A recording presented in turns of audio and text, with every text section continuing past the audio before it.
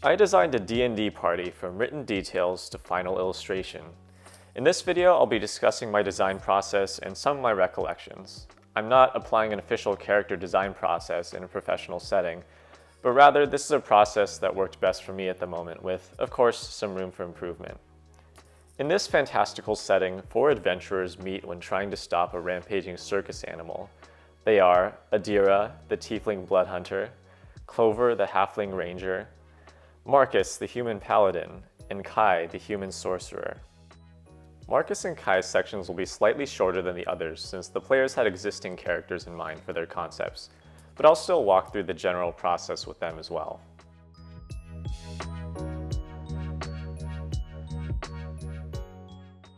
For this project, I wanted to practice a consistent workflow for character design to go from a written description to a final illustration.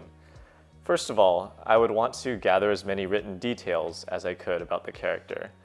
Next, I would send some initial sketches to try capturing a sense of the character, along with a few options for character designs. This also included the option to pick and choose different elements from each one. At this point, I want to know the general build of the character so I could put together some different outfits. I also intentionally tried to vary the clothing choices and the hair and accessories as much as possible so that they would have more options when picking different design elements. For this specific project, I used reference for some aspects while working from a visual library in others. For other projects, I could see this balance shifting one way or the other depending on how familiar I am with the design elements tied to the character. And then once I receive feedback, I use that to make a final sketch of the character design. Next, I send over color scheme variations for the characters and arrive at a final character design using the feedback from this step. At this point, the final design is ready for a final illustration. I tried to make sure that this process could flow as linearly as possible by checking in for specific feedback and suggestions to capture the player's idea of the character as best as I could. For instance, this would avoid a scenario of making changes to the sketch at the color scheme or illustration stage. And then finally, I sent various potential poses for the final illustration before going into the rendering. And the background was something I made separately but sent to the entire group, which you'll see later. With Adira's case, we'll go ahead and walk through those various steps. I started out with some details from the written description of the character from the player. First of all, her height is 5'10", she has black wavy long hair, light red but not fully pink skin, age 21, wears all black with black half-plate armor and a hooded cloak, has a rapier that's also in black, and also has a tail. Thus, with Adira's design, there was specificity in some areas, but also more flexibility in others.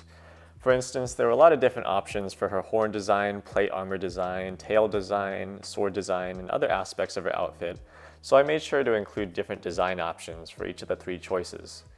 The final sketch was a mix of different aspects from the first and third choices. It uses the horns, cloak, and sword from number 1, but everything else from number 3.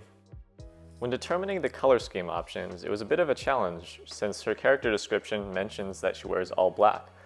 Thus, I tried to work with colors in exclusively dark values while trying to create contrast between parts of the character design.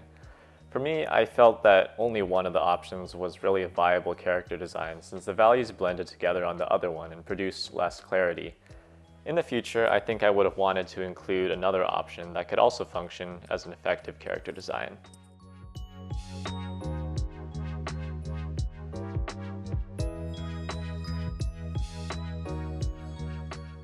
Clover's written description has various details to pull from.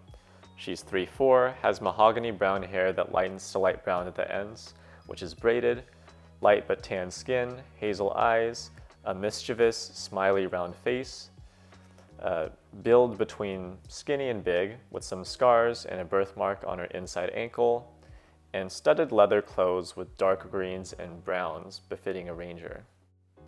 When it came to Clover's design, much of it was specified by the player in the written description. At the same time, there was some room to try out different applications of the studded leather aspect, as well as the dark green and brown ranger clothing that her character would be wearing. I knew I wanted to take some visual inspiration from characters like Frodo in Lord of the Rings, as his own character design includes a lot of the green and brown aspects that Clover would also share, in addition to the connections between hobbits and Middle-earth, and halflings in D&D. At the same time, Clover is a ranger, so her clothing needs to be particularly practical for movement and for range of motion. When I sent in the initial sketches, the player decided upon the first one with the cloak included. I also included a couple variations for color scheme, one of them being a bit more muted and the other having more color variation. With each version, there's definitely some visual inspiration from aspects of Lord of the Rings. In the end, we went with the option with more color variation.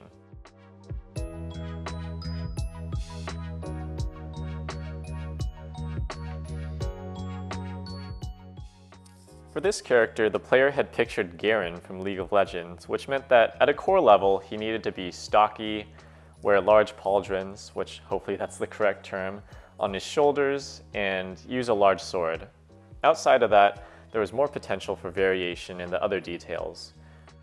I tried experimenting with different types of pauldrons and hairstyles that could presumably fit with a paladin sort of character. We decided to go with the rounded pauldrons and hair that more closely resembled Garen in the end.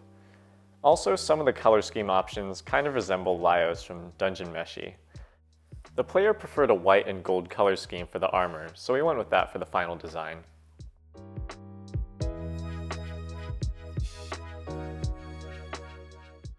Kai's written description specified that he was 5'11", had short/medium hair styled upwards, tannish skin, a slim but slightly toned build, a tight-fitted tunic with a sorcerer cloak, and also that he bore some resemblance to Kai from Legend of Korra and some clothing similarities to Doctor Strange. Just in case, I sent in various sketch options with different outfits and hairstyles, some of which were particularly exaggerated in case there was something that stuck with the concept of the character. However, the design ultimately went towards the initial inspirations. We also spent some more time with determining the color scheme, and I ended up sending a variety of options. Ultimately, Kai's outfit became a dark red, and the player also provided feedback to render the character with slightly darker skin. In the middle of working on this project, I began utilizing a more efficient workflow in terms of sketching, line work, laying down flats, and rendering detail. There's still things I'd like to improve, but the last two illustrations from Marcus and Kai were much more efficient since I started practicing with this process. I'm only including an abridged version for the full time-lapse to include brief commentary, as this video is less focused on my illustration work for this project. For the background design, I worked off references from paintings I found as well as scenes from Howl's Moving Castle to generate a meadow landscape. I sketched a few thumbnails before making a rough sketch and blocking in the different aspects of the background. This was a good opportunity to try out different brushes and try to work with higher opacity to make bolder choices with the composition. Something to note about my final illustration is that I wanted to prepare it for print in order to create a physical copy. So this was a good learning experience in working with canvas dimensions, DPI, and a CMYK color setting in Procreate. When it came to rendering the characters, the dimensions of the final illustration were larger than I usually work with to ensure good print quality. So I had to illustrate most of the characters in a separate file and add a PNG to put them all together. Otherwise, I wouldn't have enough layers to work with. This was definitely less efficient than I was used to, and it made me interested to look into future workarounds for this process. Overall, this was a great exercise in refining a commission-based character design workflow, and making my illustration process more efficient. Character design is definitely something I'd like to practice more and refine further, so this process is something to return to. Thanks for watching.